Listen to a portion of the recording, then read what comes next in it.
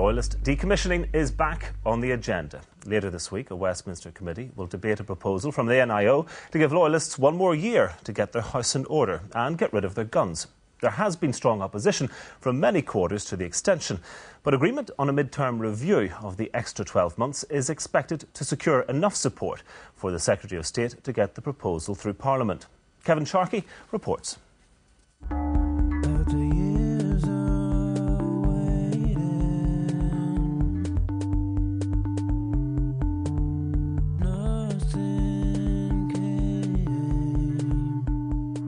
A decade and a half after their ceasefires, our Loyalist paramilitaries finally ready to unclench their fist and let go of their guns. The Secretary of State thinks there's a good chance this time. I'm slightly hesitant to say this, but I use my words very precisely and very carefully. That the International Commission on Decommissioning have confirmed to me that they are currently making meaningful progress, and I hope to report to the House in the near future on that progress. But finding support is proving just as hard as finding the Loyalist guns. We will not tolerate this extension if we can do anything about it. My party is not convinced about the extension of this legislation. Does he not think, though, that bravery deserves a bit more than a few nods and winks from these thugs and racketeers? By extending the amnesty period, the government is letting down local communities and the police who are trying to protect them. These are parasitical gangsters, drug dealers and protection racketeers. They do not deserve another extension. Because of this strong opposition, there's been a compromise, and the opposition and some other parties will now let the proposed one-year extension go through Parliament, but only on condition that a mid-term review shows that guns have been given up. And here's why. Last year, 5 police families had to move home because of threats from Loyalists, and 27 people were attacked by Loyalists. Meaningful progress is what the Secretary of State says is happening on the issue of Loyalist decommissioning. But what is meaningful progress? And more importantly, what are the chances of Loyalist paramilitaries delivering meaningful product? You're looking at a disparate, fragmented, fractured Loyalist world. And look at the pattern of Loyalist activity since that ceasefire of 1994. One feud after another. The UVF involved, the UDA involved, the Red Hand Commando involved, the LVF involved. And while they use as an excuse a continuing Republican threat in terms of non-decommissioning, I think the real reason is the fear of each other. That loyalism still looks over its shoulder and it still fears its own boogeymen. And those who tried before believe Loyalists now have to show their hand. It is a very important constituency in Northern Ireland, as we as a country are in a sense moving on.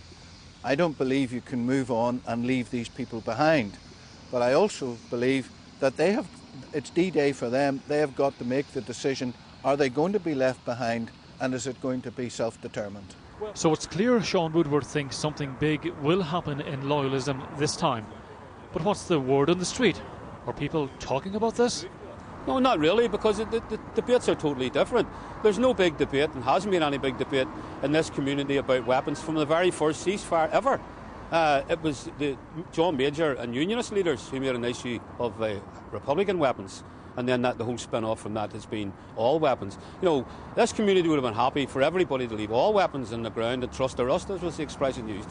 It's not a major issue. However, if everybody else feels that it is a major issue, then of course we'll have to address it. But not on the grounds that this community's held their ransom. The PUP has a long record of giving political analysis to the UVF arm of loyalism. So does the party now feel the game is up? Well, I think everyone would like to see decommissioning by the end of that year. That's what we're all working towards. I think the Secretary of State has made it clear that once the year is up, that is it. You know, this is last chance saloon. There is nothing after the year, and we need to work. Everyone needs to work to make sure that happens within the year. And if this one-year extension is granted and decommissioning doesn't happen either during it or at the end of it, will you be disappointed? Of course I'd be disappointed. I think our whole society will be disappointed, and the Secretary of State has made it quite clear the consequences of what happens when the legislation does end. And watching all this closely, police officers, already they've put the Secretary of State on notice. So can you live with Loyalists being given one more year to decommission? No, we can't. We think a few more months is quite adequate under the circumstances. And after a few months, what for you will represent progress?